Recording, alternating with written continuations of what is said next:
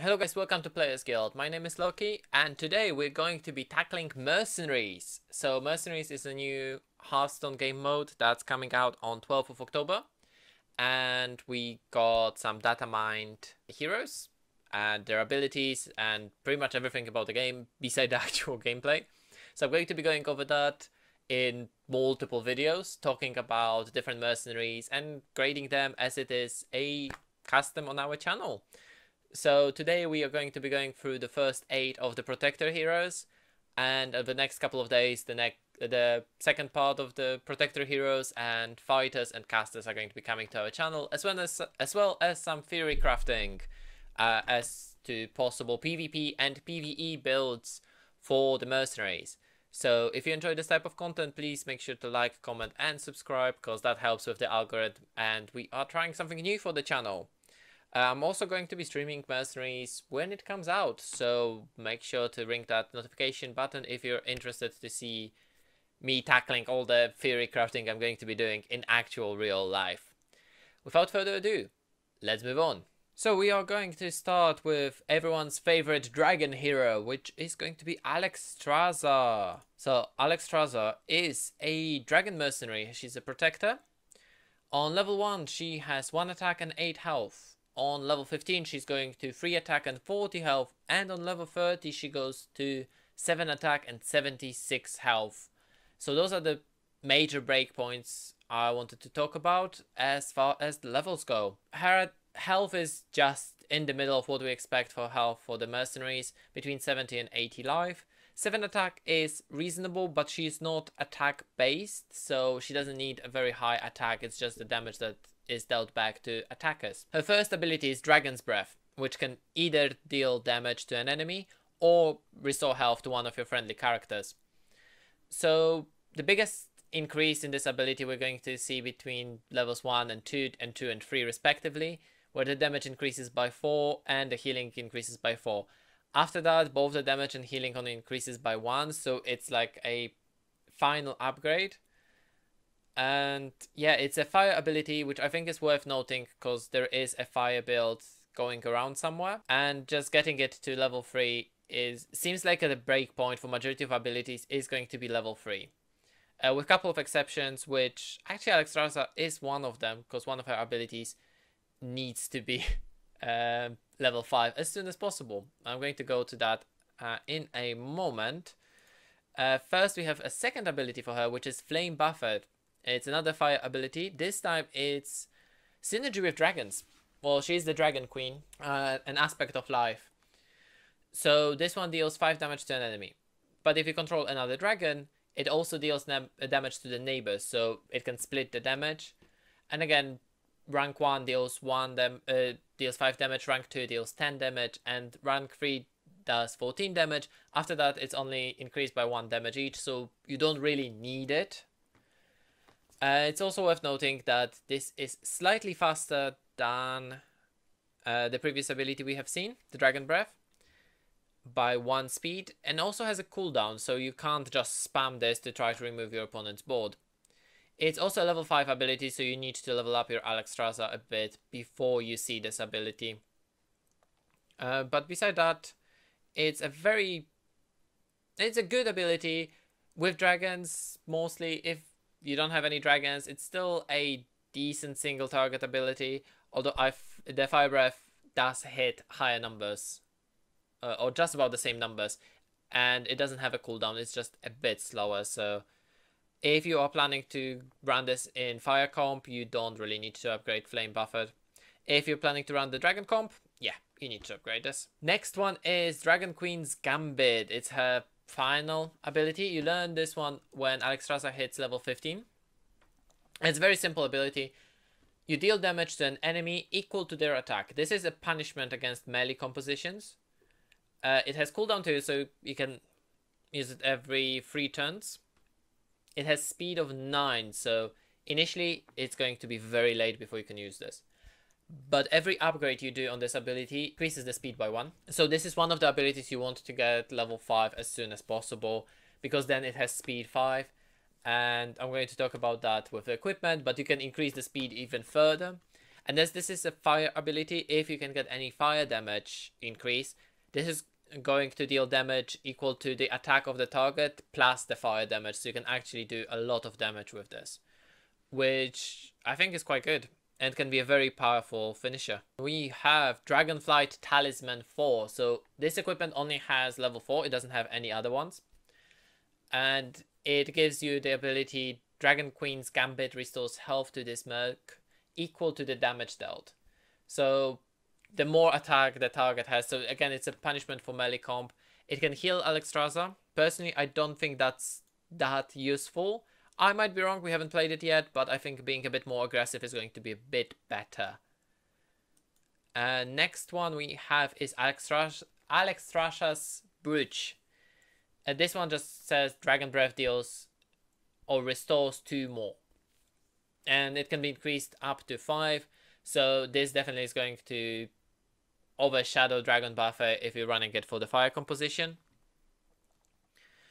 And I think that my choice would be either Strasza's Brooch or the final one, which is Amulet of Swiftness, which increases the speed of Queen's Gambit by up to 4. So level 1 increases by 1 and level 4 increases by 4, which means that your Dragon Queen's Gambit can be speed 1. It can be the very first thing to act. It can be massive punishment for melee compositions, and I think this is going to be amazing. Every 3 turns only you can do that, so you do need to have something with the Dragon's Breath, but the Dragon's Breath can heal up other characters or Strasza, so you can keep on using that. So I think Strasza is going to be a really strong character. She's a legendary. I think she deserves a good A for effort. No, she's a really strong and powerful character. I would like definitely to play around with her. I do hope we're going to get a good dragon composition eventually. A for Strasza. Kern Bloodhoof. So I think he's one of... Is he the only Tauren? No, we have one more. We have Goth. So we have 2 Taurens at the moment in Mercenaries. And he's a melee character. So we can see that he's starting at a whopping 4 attack and 8 health on level 1. Level 15 he hits 7 attack and 41 health. And at level 30 he hits 12 attack and 77 health. 77 health is again in that middle point for what we expect. 12 attack is massive. So he's definitely a big cow. So on his first ability, Ancestral Uppercut. So this is a melee character, so he's going to be wanting to attack. So Ancestral Uppercut is a 6 speed ability that attacks an enemy, and then it restores 2 health for each enemy that hasn't acted yet. So the important thing here is that the enemy needs to not be acting yet. So you need to slow down your opponent or generally play against a slow opponent to get that heal back. And as you level it up, you get 4 health back for each enemy, then 6 health, and then after that you only increase it by 1 each. But in here it makes a bigger impact because it's for each enemy that hasn't acted yet, which means that rather than increase it by 1 with that level up to 4, you actually increase it by up to 3, which is a bigger increase than in the other abilities. So it's actually not that bad to upgrade it, and this is your basic ability for Kern, so you get it on level 1. Next ability on level 5, we get Endurance Aura. So in this case, Kern gets Taunt, so he needs to be attacked, but that only works for the attack abilities. It doesn't work against abilities that just deal damage. And it gives your other characters 1 speed this turn. It's only this turn, and it has cooldown 1, so you can only use it every other turn. But if you level it up on rank 2, it gives 2 speed to all your other characters. So this is definitely supporting the speed. It's like a support buff type of ability. And on rank 3 it becomes interesting because he gains Taunt for 2 turns, which means you can constantly have Taunt on Kern, which means he can be your actual protector. He needs to be attacked before anyone else on your party can be attacked. And then it proceeds to give even more speed, which it can affect the order of how you do things, but at the same time he needs to be the fastest to actually affect the order. So I'm wondering what's going to happen if he increases someone's speed to be faster than the endurance, or I just assume that they act next. And his final ability on level 15 is Earth Stomp. This one deals 2 damage to all enemies, and they are 1 speed slower next turn. So this turn they still act how they were acting, but the next turn all their abilities are increased by 1 speed essentially. On rank 2 it gains additional 3 damage and lowers the speed by further 1. And on rank 3 it lowers the speed by 3, which is the limit of this ability. And it deals additional 3 damage, so it deals 8 damage to all enemies. So this is just slowing down your opponent. And doesn't matter what ability they're going to use, it's going to be 3 speeds slower. And after that the upgrade is only to damage, so you can get additional 2 points of damage to a maximum of 10. So for his equipment, the first thing he gets is Swift Totem. So this one starts on level 2, on rank 2, sorry. And it makes Endurance Aura makes this mercenary's next ability 1 speed faster. So your Taunt makes your next abilities faster, so you can use your abilities even faster, which is very good with the Ancestral Uppercut, which you want to be as fast as possible. So you can actually just exchange Endurance Aura and Ancestral Uppercut. And it goes all the way up to 3 speed faster. Then we have Thunderous Sash, which has an ability... F-Stomp just deals 2 more damage. This is flat out increase in DPS, and it can increase up to 5 damage. This one I don't think is very good. Mostly because this is not the way you want to be dealing damage with Kern. I think Ancestral Uppercut is a way better way to deal damage and have some healing, and then force your opponent to attack you with the Endurance Aura. And the final one is Reincarnation. This is a very interesting one, because it says the first time this mercenary dies, return it to life at 10 health. That's the first level. And then goes 20, 30, and 40, which is essentially half of his life. I don't think it keeps the taunt then, but you can still heal up from that, so you can have an additional life. And if it doesn't show to your opponent what's your equipment, that can be a really good trap, because your opponent might not want to finish off Kern quickly, or they might not know that you have it, and then they just want to finish it quickly. It's a really good trap. I think this is going to be one of the best choices for Kern. All in all, I think Kern is really good. The problem is that Kern is only good against melee compositions, because he wants to force your opponents to attack into him. Alternatively, he can be good against slow compositions, just to use that Endurance Aura that makes everyone faster and try to abuse that speed against your opponents. It can be a very interesting character, but he is melee oriented. That 12 basic attack, no way to get to get more attack, which is interesting. I would definitely like to see him being able to get more attack as a tank. All in all, I think he's solid. I think he's going to have some decent uses, because I expect a good amount of melee compositions, or at least some melee stuff. And that Ancestral Uppercut can make Kern survive a lot. He is massive as cows go, but I don't think he's as good as Strasza, which has a bit more variety to it, because she can punish melee compositions. In the dragon compositions, she can be a very good AoE, or alternatively, she can just be used as a damage / heal that ignores taunt, because she's just dealing damage. She doesn't attack. So I think this one is going to be a good B. Cariel Rome. And her stats are on level 1, she has 3 attack and 11 health. On level 15, she's going to have 6 attack and 38 health. And surprisingly, at level 30, she's going to have 10 attack and only 67 health. So she's a very low health total, which is a bit worrying for a protector.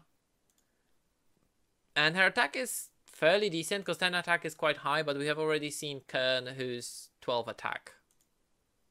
Well, her first ability, Crusader's Blow, it attacks an enemy, and on a death blow, it heals this mercenary. The good thing is that if you level it up to rank 3, you can heal half of her life points towards the end. So that's 30 health you can heal. If you level it all the way to rank 5, you will be able to heal 40. She has 67 health. So technically you can full heal her very easily. But she needs to be able to gain more attack, because this is the attack that needs to kill. So that she's just dealing the 10 damage, or maybe 20 damage if she's attacking against the critical. Her next ability is Taunt, which flat out heals her and gives her Taunt for 1 turn. No cooldown, speed 1, so she's always going to be doing this first, or very close to the beginning. And it's just increasing the heal. But on rank 3, she gains the Taunt for 2 turns. And then on rank 4, she gains the Taunt for 3 turns. So I think it's quite worthwhile to actually level her, rank up to level 4, just so you can use this Taunt every 3 turns. You don't need to use it every turn or every other turn. Gives you more time to actually attack. And it does heal her, which is nice. You can increase the heal up to 12, which is about 20% of her life. There is a couple of characters that would be able to very quickly shave off her life very, very low though.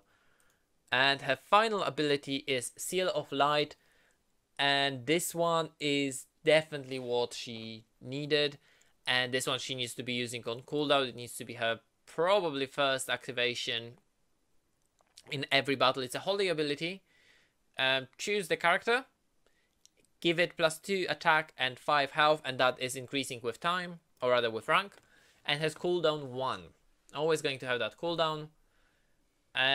So yeah, on rank 3 it gives 4 attack and it heals 11 health. Then it keeps on giving 1 more attack per level, and I think that's why it's worth leveling all the way to rank 5, which should be fairly cheap because she's a rare mercenary, so it should not be a problem. And then it heals by 15 as well, which is again just about that quarter of her life to 20 to 25% of her life. And she gains the 6 attack. I think that 6 attack is important. You need to be using Seal of Light on cooldown every single turn on her, so that you can use the Crusader's Blow to heal her for her full life, essentially. So until she hits level 15 and unlocks Seal of Light, yeah, she needs a bit more support for the attacks. Regarding her equipment, she has Hammer of Dawn, which has only 1 level, and Crusader's Blow restores health to your other characters as well. So this is a very powerful ability, because after you build up Cariel, you can just Crusader Blow every turn, try to kill something, or every other turn Crusader's Blow is going to kill something. So it's going to heal not only your Cariel but also something else. Problem is you need to have a lot of support on Cariel getting that attack. This is what we need to get to, and hopefully we are going to see some other mercenaries that can give humans attack, and then we're going to have some nice composition for Cariel being the tank that's going to just heal your whole party all the time, while the party keeps on giving more attack to Cariel, and she's just going to be building Taunt. It actually looks like a very interesting composition. Next one we have Tome of Judgment, which increases the Seal of Light attack gain. If you have Tome of Judgment upgraded all the way to rank 4, your Seal of Light on rank 5 gives Cariel 10 attack, or gives anyone 10 attack. Which on Cariel, I think, using Seal once, she's going to be 20 attack if we're talking maximum level, which means she will be able to very easily try to kill something. So Tome of Light is definitely another choice. If you don't want, if we don't have another character to boost Cariel's attack, Tome of Judgment, sorry, not Tome of Light. Tome of Judgment will need to be the way you want to go with this. And the final one is Tome of Light, which has a passive ability. While this mercenary has Taunt, it has additional attack, and it scales all the way up to +8 attack, which helps. Of course, don't get me wrong, it helps because that Taunt can heal you, gives you Taunt, and in this case it also gives you attack. But it's not permanent attack, it only works as long as Cariel has Taunt. When Cariel loses Taunt, when Taunt ends, something like that. She loses that attack. It's not permanent gain. It's not every time you gain taunt, you gain an attack. So I think this Tome of Light is not going to be that great. Definitely would look into another. I definitely would look into probably the Tome of Judgment as a better equipment, or Hammer of Dawn. All in all, Cariel, she's a solid build around. I think she's going to see some play. I don't think she's... I mean, if she can survive all the setups that she needs to do, and she has a lot of self-heal to survive, she can start hitting like a truck. But for that you need about 4 or 5 turns. If your opponent sees what you're doing, they're just going to focus down Cariel hard and potentially wipe her out in 1 turn. That might be problematic, so I would definitely think about it twice. That being said, she has a very good potential, so I think she can stand really well at B. Just gaining that, or giving that 10 attack with a Seal of Light every other turn seems really good in melee comp. Even if it's not Cariel that gains the attack, healing and additional attack seems like a lot. So yeah, Cariel is going to end up with a B. Now that we spoke about one of the daughters of Cornelius, let's talk about the daddy, Cornelius Rome, which is the father to Tamsin and Cariel, which we just spoke about. Is another protector human. This time he has base 3 attack and 13 health. He's a monster when it comes to basic stats on level 1. On level 15 he has 6 attack and 45 health, which is also quite high. And then at level 30 he caps at 11 attack and 80 health. 80 health being one of the, if not the highest health total we have seen so far. 11 attack is also nothing to scoff at. It's 1 higher than his daughter and 1 lower than Kern. But Kern had a bit less life than him, so it's definitely interesting to see what his abilities do. So we will start with Martial Mastery, which is an 8 speed ability that gains 1 health and attack an enemy. If you're attacking a fighter, you gain additional health. So as far as I understand, it doesn't replace that health you gain immediately. It just gives you additional 1. So on rank 3, it gives you plus 8 health. Initially plus 3 if you're attacking a fighter, plus 8 health. And then it keeps on just increasing by 1 on both the initial and fighter gain. So rank 3 is definitely something where you want to stop, especially at the beginning when you don't have too many coins. The ability is an alright attack. It's fairly slow, but it gains you some life. In the melee matchups it might be alright, but that's about that, I think. And next one we have Hold the Front, which is a 4 speed ability, holy ability with 1 cooldown. An ability reads: gain taunt for 2 turns, restore 4 health to adjacent characters. So he doesn't heal it himself, he just heals adjacent characters. On rank 3 it heals for 12. Then it increases further by 1 each on rank 4 and 5. So not really worthwhile leveling there. He keeps on getting taunt for just 2 turns. So essentially every other turn you use this, it heals your adjacent characters. You want to put him in the middle. At the same time, he doesn't heal himself, which is a bit scary. He has a lot of life, but he's only good against another melee composition, I think, because he has a lot of attack. And an ability I do not really understand. But it is a sacrifice, right? So Blessing of Sacrifice is a holy ability with 6 speed and 1 cooldown. It heals another friendly mercenary. So it heals up to 10. It increases by 2 every time you rank up. So you might want... And it reduces the speed by 1 as well. So it's one of those abilities you want to rank up to 5 as soon as possible, if that's why you're running him. Because you want to have as low speed on this as high speed on this as possible, so it always acts first, so it can protect your other mercenaries. So whenever the mercenary you healed takes damage this turn, this mercenary takes it instead, so he literally sacrifices himself so your important mercenary can survive and deal, hopefully, some major damage.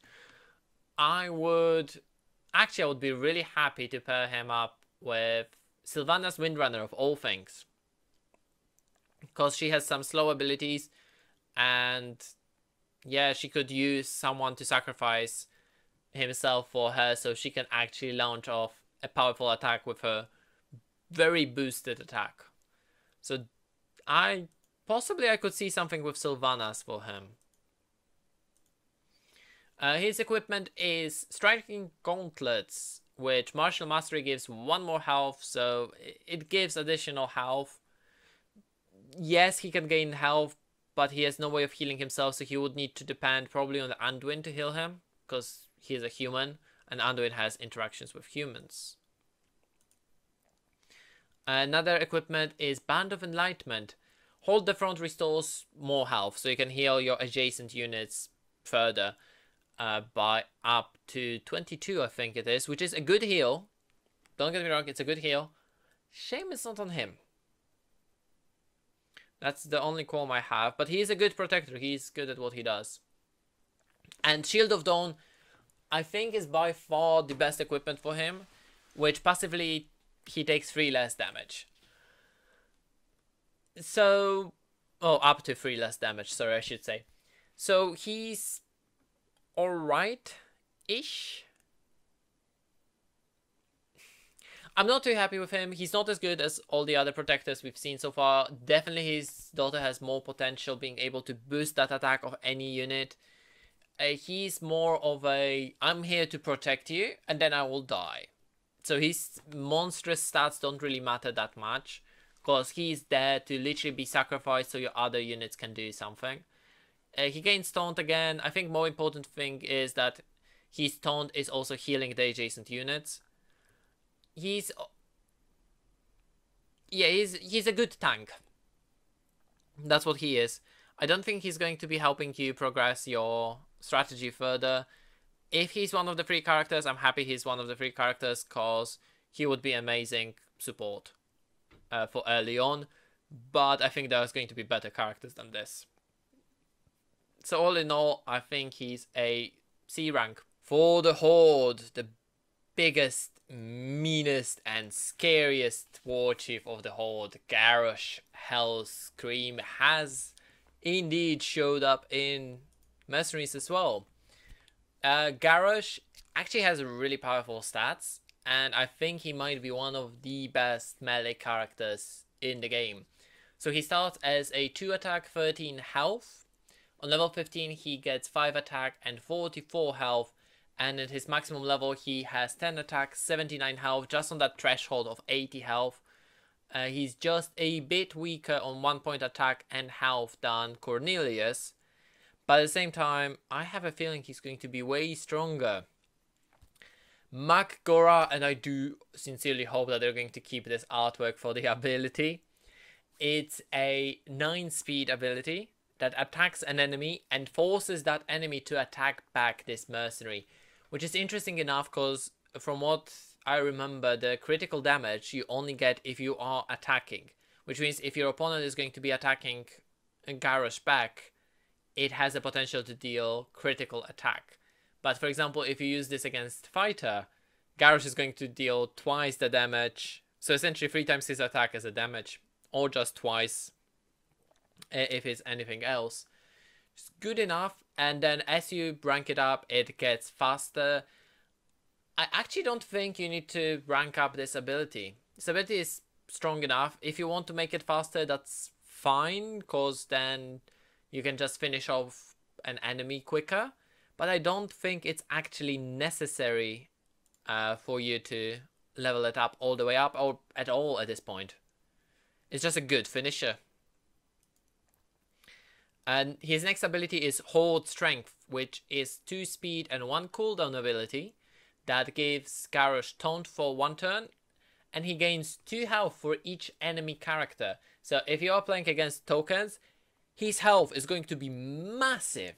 So Murlocs are not good match for him, Beasts are not good match for him, because Beasts spawn tokens as well. What else? Dragons also not very good match, because they depend on spawning tokens.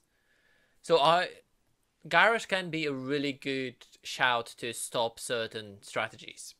So it's always speed 2, and it on rank 3 it gains Taunt for 2 turns, and then the health gain is increased by 3 between rank 1 and 2 and 2 and 3. So the breakpoint is rank 3, where you gain 8 health for each enemy character. If you level it up all the way to 10, if you're playing against tokens, he can easily gain 50 health, which is massive. Like, he can be literally unkillable if you're playing against tokens, because there's no way you can kill it that easily. And he has the massive 10 attack as well. Well, it's not massive 10 attack, but it's a lot of an attack, and he will be able to deal good damage to whatever attacks him. And then we have Battle Shout, which is a cooldown 1 ability with 3 speed. Give your orcs 4 attack this turn. Attack a random enemy. So this one is a random enemy, but it lets you attack, and it gives attack to your orcs for this turn only, which is important. So he boosts his own attack to 14, and then it increases all the way up to 10. Against the biggest attacks are, the biggest steps are up to rank 3. So at rank 3 it's 8, and then at rank 5 it's 10.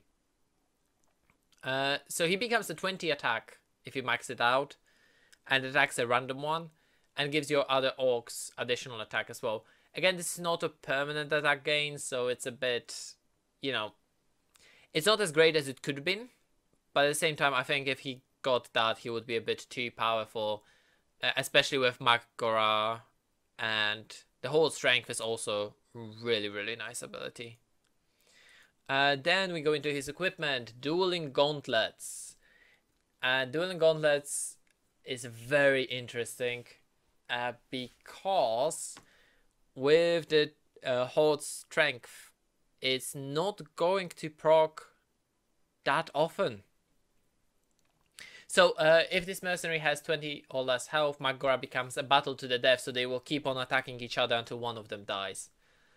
Which means that maximum upgrade, if it has 50 health or less, AKORA becomes battle to death. So he doesn't need to take that much damage before AKORA just starts being, we hit each other back until one of us dies.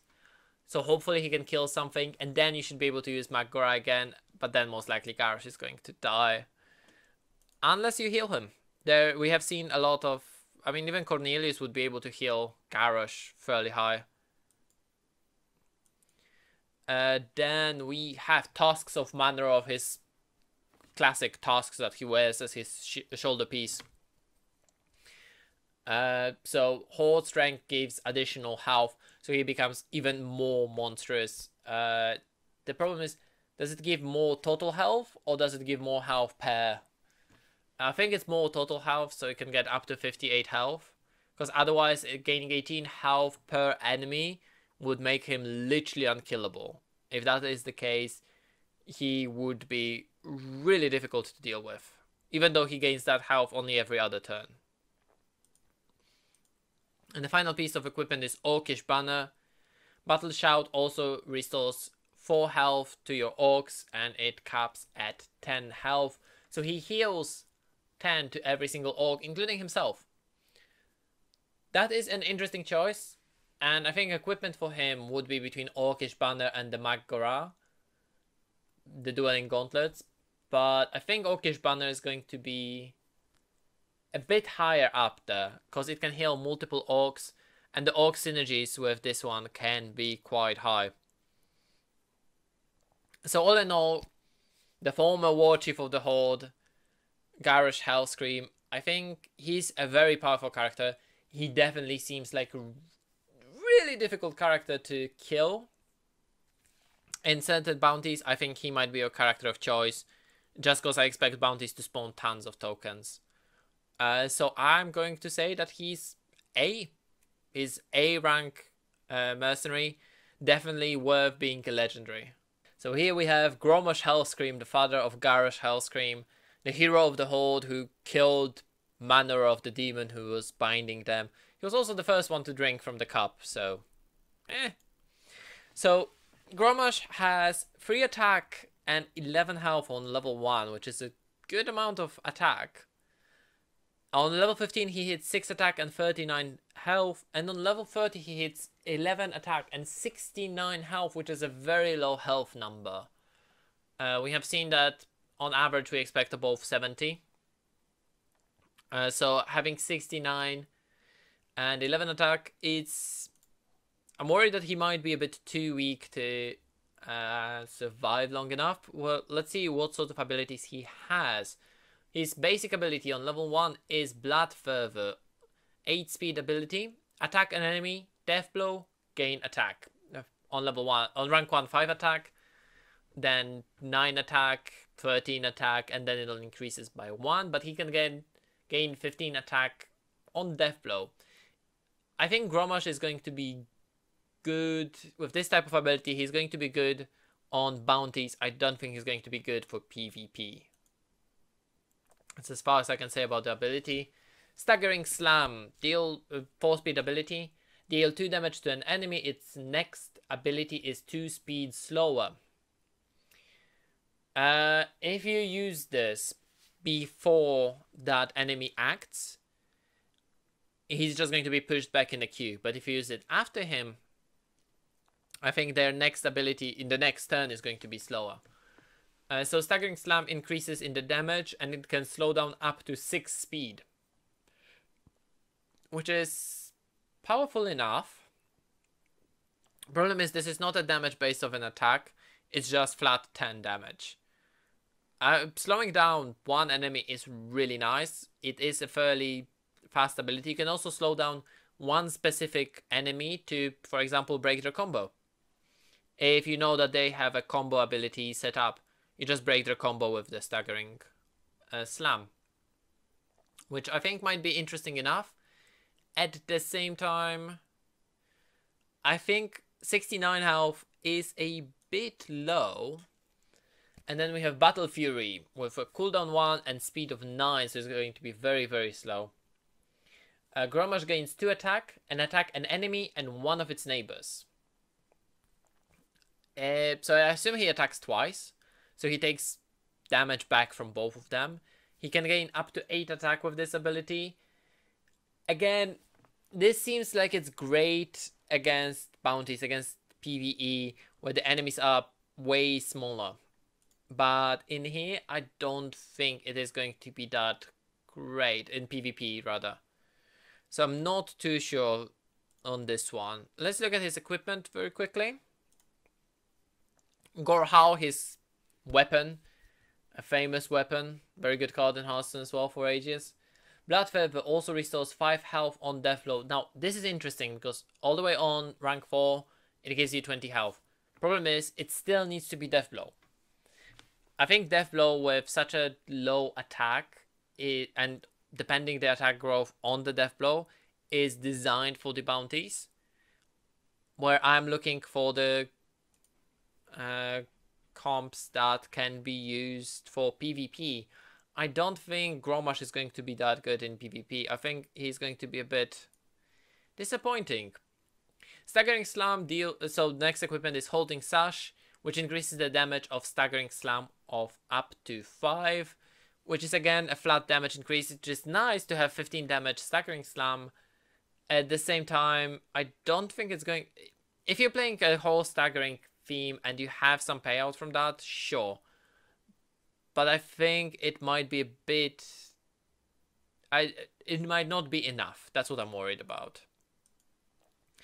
And last equipment is Bloodthirst Amulet. Battle Fury gives 1 more attack. And it can go all the way up to 4. So Blood Fury can give you up to 12 attack. On the first use, you would become 23 attack if you're max level. That's actually a decent chunk of damage. Problem is that you get back the damage from 2 enemies as well. So the fact that you can attack twice... again, so all in all, with everything I've seen from Grommash, Grommash strikes me as a PvE character. He's going to be absolutely amazing in PvE. He's just going to be ramping through all of those bounties for you. You level him up to level 30, you go Bloodthirst Amulet, you go Battle Fury, and you just run through your opponent, and yeah, you're going to be fine. But in PvP, I think he's going to be mediocre at best, and I generally don't feel like he should be a legendary. I think he doesn't have enough behind him. There might be some orc synergies that make him good. There probably is some orc healing that could be used here, but from what we've seen, orcs mostly boost attack. Unless you boost Grommash in turn 1 to do at least half of the health of your opponents, I'm worried he might just die to single pick. Of course, you would need to pick your targets carefully, and he does gain a lot of attack, so melee pickup might be difficult. But spell pickup or ability pickup might be really powerful against him. And Dragon or even Fire Comp might find a lot of things to do against orcs. So all in all, I think Grommash is decent to have. He's not bad, he's decent to have, but he's not amazing. So I'm going to give him a B. The next one on our list is a mighty dragon slayer, Gruel. So Gruel he's not an ogre, he was some weird race, I don't remember, he's from Outland. He was the mighty dragon slayer. And as a mighty dragon slayer, he does have astonishing stats. So on level 1 he has 3 attack and 13 health. On level 15, 8 attack and 45 health, which is quite high for that level. And on level 30 he has 14 attack and 80 health, which is, I think, the top peak of both attack and health that we have seen so far. So he's going to be a typical melee mercenary. So for his ability, the first one, his basic ability is Crazed Flurry. It's a speed 7 ability that attacks an enemy. If this merc took damage this turn, it gains 2 attack first, and then it just increases the attack gain by 1 per upgrade. So with how strong Gruel is, you don't really need to upgrade this ability much to make him even more powerful. But if you have it upgraded all the way up, on the first attack, him being 20 attack is ridiculous. 20 attack is a 25% health. If you're attacking a fighter, that's half their health gone. And this being speed 7, it's very easy to proc this. And I have seen some of the other mercs as well. There's a merc that does essentially a whirlwind, so you can damage your own Gruel if you want to, making him for sure getting that attack.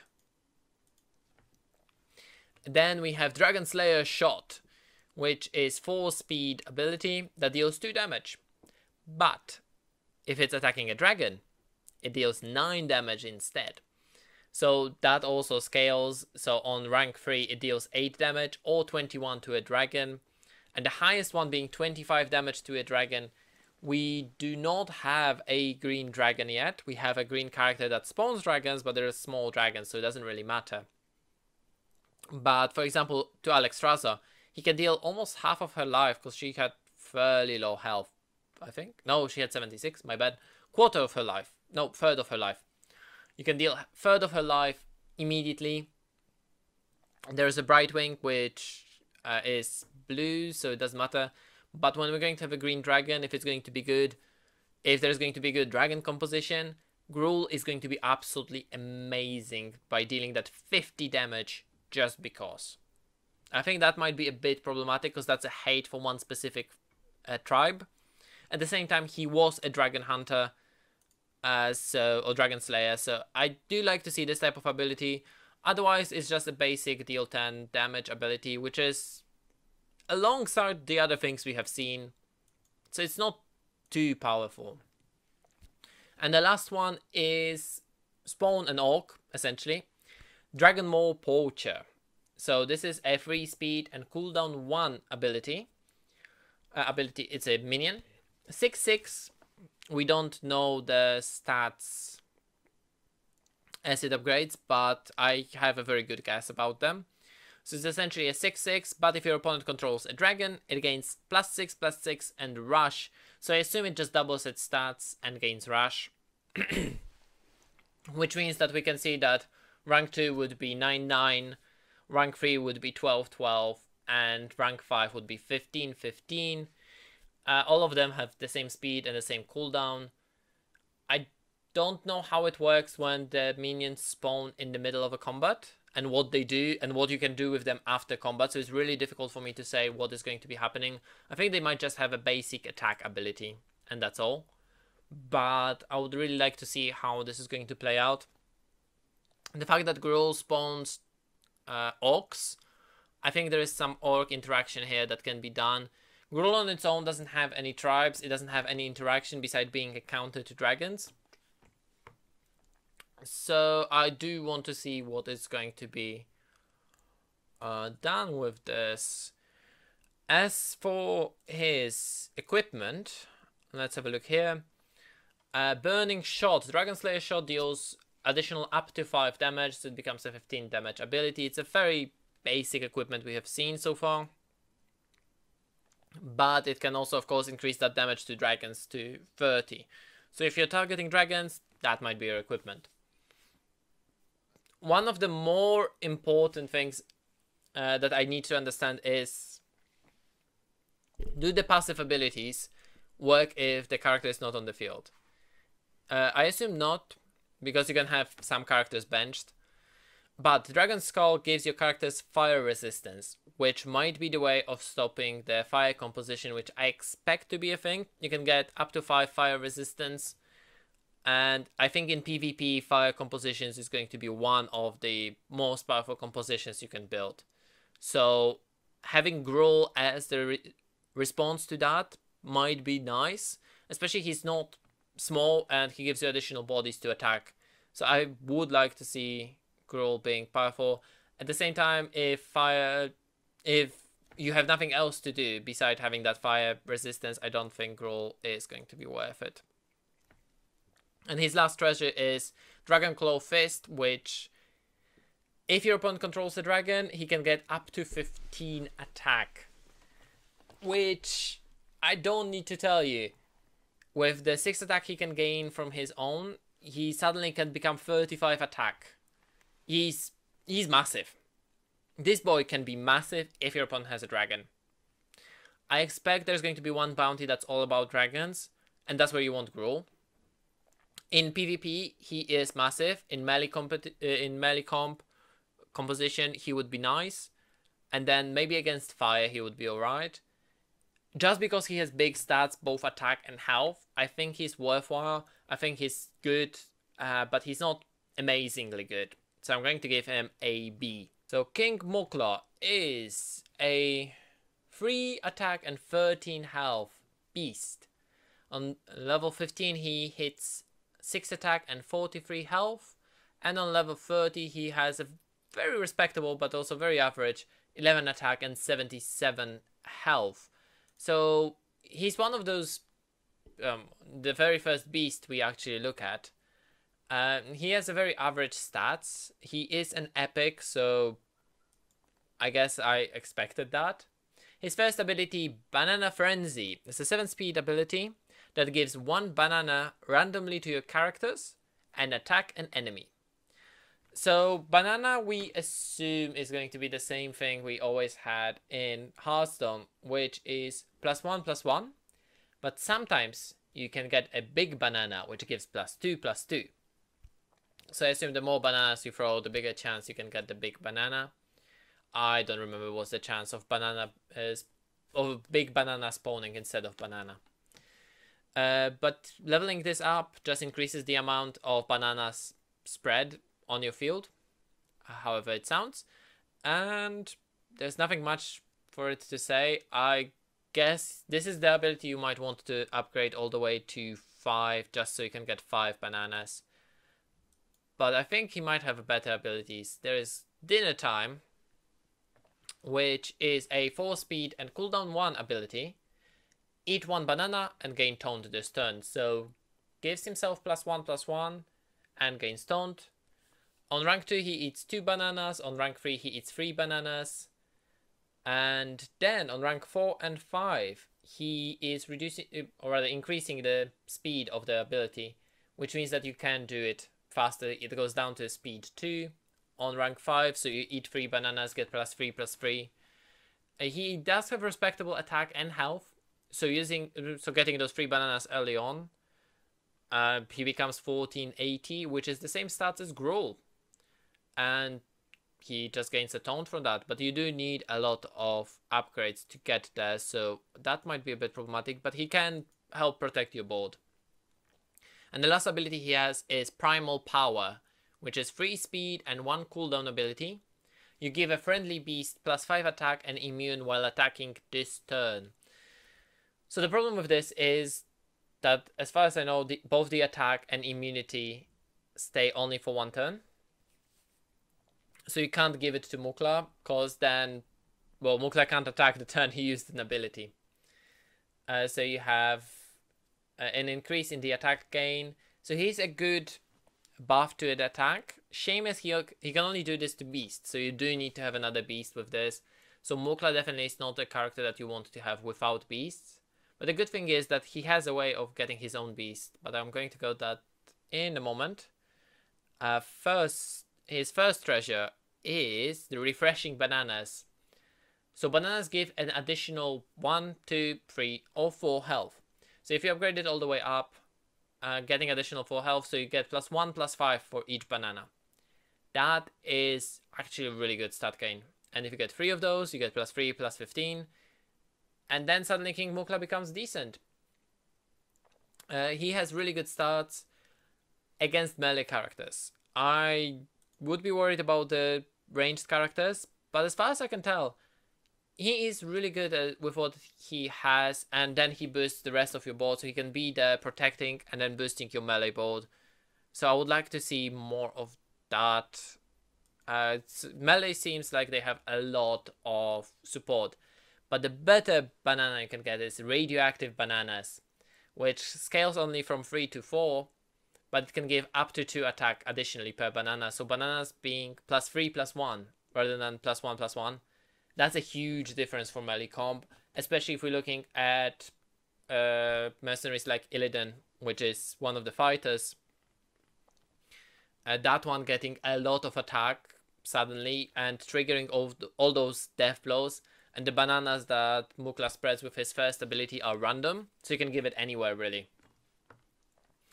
The Rome, Cariel Rome with King Mukla and Illidan might be a really interesting composition, because Cariel can easily hit herself on 28 to 30 attack on turn 1, and then she can start attacking and getting that death blow and healing herself back up, and then she just becomes a killing machine. And that sounds like a really good melee composition for King Mukla, Illidan and Cariel, because this is the way to boost the attack. And the final equipment is Mukla's big brother, which summons a beast with Taunt, which lets you use that Primal Power ability. Maximum you can get is the 1224 beast with Taunt, which doesn't seem like a lot. I assume Mukla's big brother is red, so it would take damage from blue, increased damage from blue. But also being 1224 is not that big. I'm not sure how the attack would work on that one. What would be the speed on it?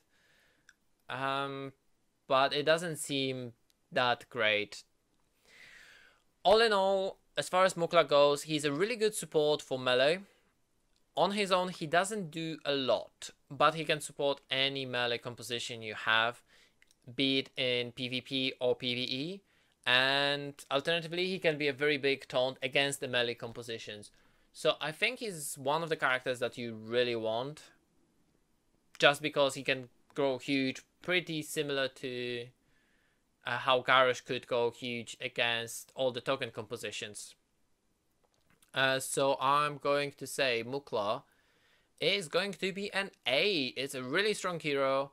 It's a very strong hero for an epic, especially with the 2 types of bananas you can equip: refreshing banana and radioactive banana.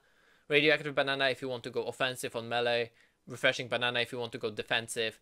Mukla has you covered, which is a very surprising for a hero like this, which is supposed to be beast support, but it seems like a very, very, very good melee support. I like it. And that's it for today, guys. So that was the 8 Protector heroes, Protector Mercenaries in Hearthstone. What do you think about them? What do you think about my grades? I am really excited about Mercenaries coming in. I can't wait to play. I have a couple of ideas for some comps for PvE and PvP. So make sure to follow the channel, because I will be talking about them in detail later on after I go through all of the Mercenaries that we have data mined right now. See you guys next time.